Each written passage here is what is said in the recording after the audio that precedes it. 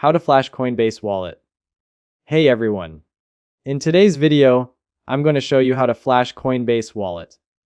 First, open the Coinbase Wallet app on your phone. Then, go to the Settings menu from the bottom navigation bar.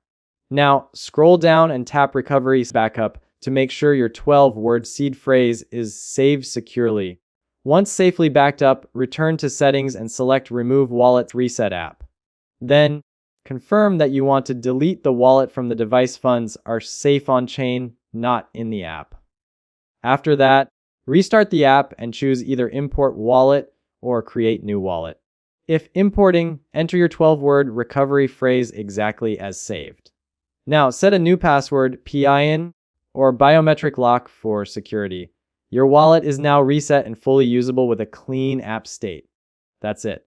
Thanks for watching. Don't forget to like and subscribe for more videos.